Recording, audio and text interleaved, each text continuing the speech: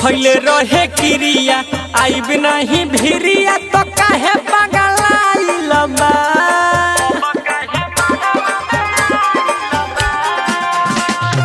खैले रहे क्रिया आइब नहीं भिरिया तो काहे पगलाइल बा।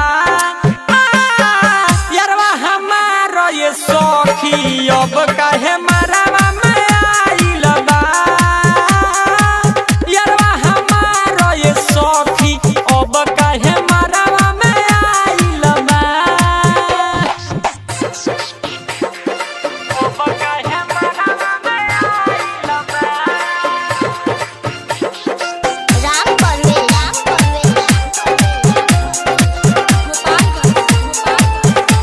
परवाना रिकॉर्डिंग स्टूडियो गढ़खा सारण।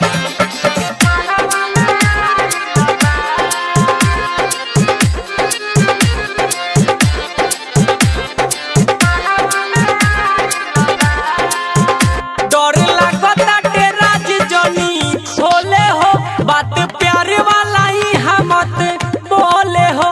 पूरा जुटल बाटे समझ सखी कुछ होके नहीं बुरा आज सखी।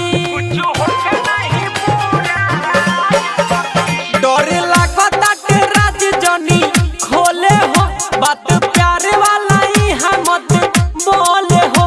पूरा जुटल बाटे समझ सखी कुछ होके नहीं बुरा आज सखी।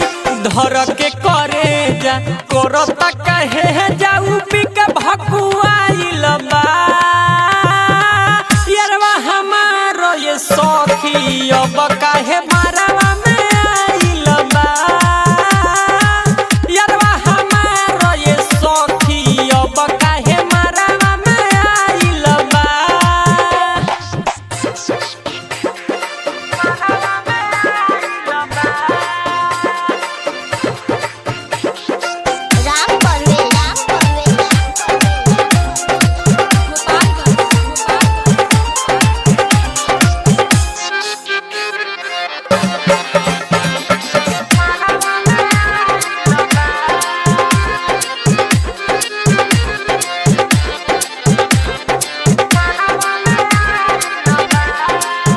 सब पहिले से रिश्ता तोरी के अब आइल बाटे कौन मुँह ओरी के। प्रेमी सोनो जब पप्पू के साथ में जहर ले ले मन डोला बाबा हाथ में।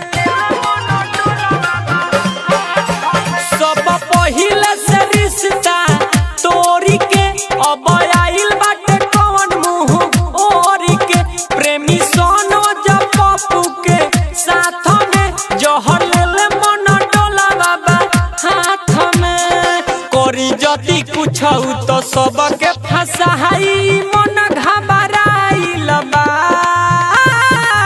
यारवा हमारो ये सखी अब काहे मरवा में आइल बा।